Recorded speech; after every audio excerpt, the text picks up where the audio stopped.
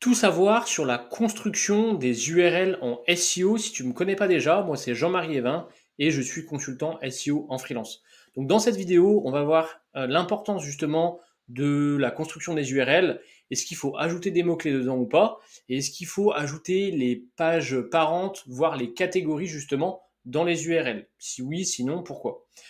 Donc, comme d'hab, j'ai pris un exemple concret. Donc là, j'ai pris le site Zooplus, qui est juste une animalerie en ligne. C'est pas du tout un site pour lequel je travaille, mais j'aime bien prendre des exemples concrets pour que voilà, ce soit parlant et qu'on puisse tout simplement faire du partage d'écran et montrer des exemples pour que ce soit concret. Donc, la première des choses, c'est est-ce que rajouter des mots-clés dans l'URL de la page concrète, ça a un intérêt pour le référencement? Eh bien, la réponse, c'est non. Pas parce que vous ajoutez des mots-clés, typiquement vous vendez des croquettes pour chiens, vous ajoutez croquettes-chien dans votre URL, que ça va aider à référencer la page. Elle pourrait s'appeler autrement, en soi le résultat serait le même. Donc ça, c'est la première chose, et du coup c'est un peu finalement le point le plus important de cette vidéo, même si tu vas voir, il y a plein de subtilités qu'il faut quand même connaître par la suite, donc je t'invite à rester regarder cette vidéo. Donc déjà, on a posé les bases. Mots-clés ou pas, finalement, c'est pas ça qui va t'aider à le référencer.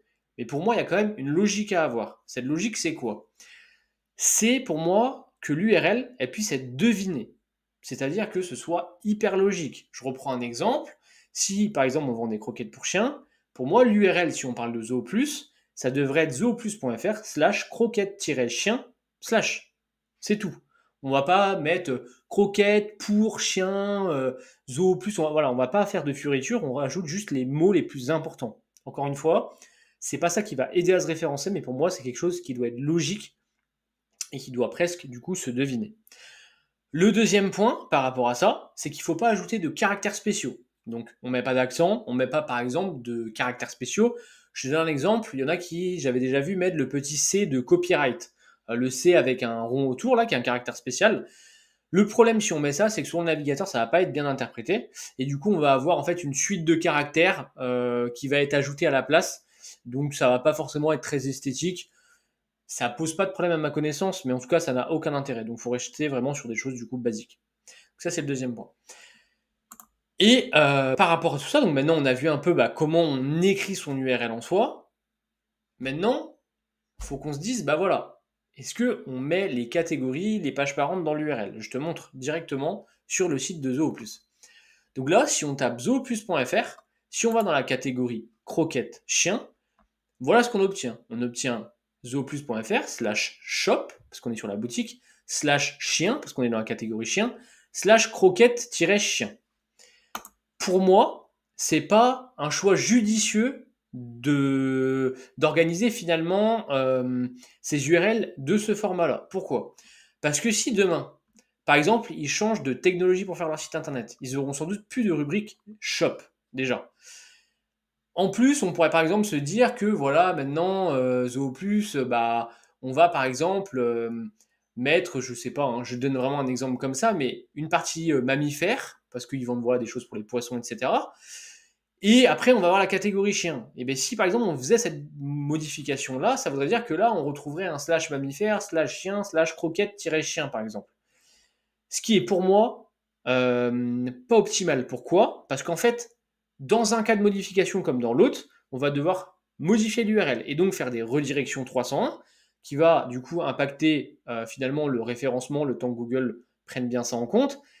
Et si cette page-là elle reçoit des backlinks, donc la popularité, je pense que tu as déjà compris le concept avec mes autres vidéos, va y avoir une pondération un peu inférieure, justement, on dit qu'on perd un petit peu de jus quand il y a une redirection.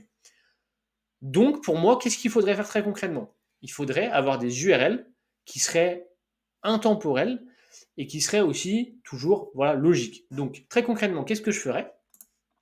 Moi, pour une catégorie de croquettes de chien, je ferais une URL comme ça.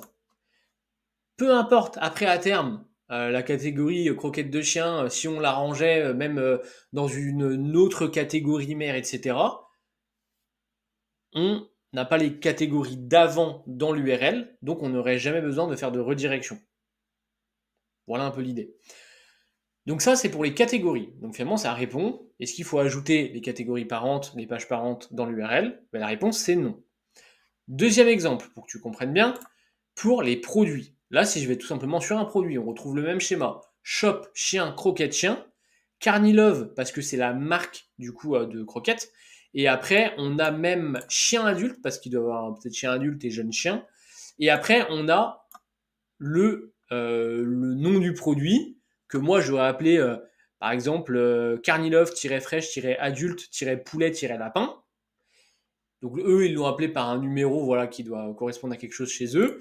Et après, ils ont une variante, là c'est par rapport, j'imagine, au poids. Du coup, bref.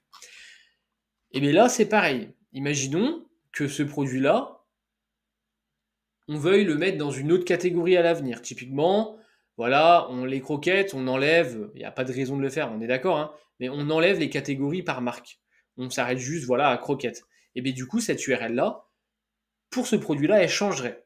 Ce qui implique encore une fois, redirection de train 101, perte de référencement temporaire et perte de popularité. Donc, encore une fois, moi ce que j'aurais fait pour te montrer très concrètement, c'est que mon URL, elle aurait ressemblé à ça. Alors j'aurais même mis un système sans variante, mais voilà, on aurait juste le nom de domaine et le nom du produit. Et comme je te dis, moi, le produit, je l'aurais appelé par logique, j'aurais mis quelque chose comme ça. Fraîche-adulte-poulet-lapin.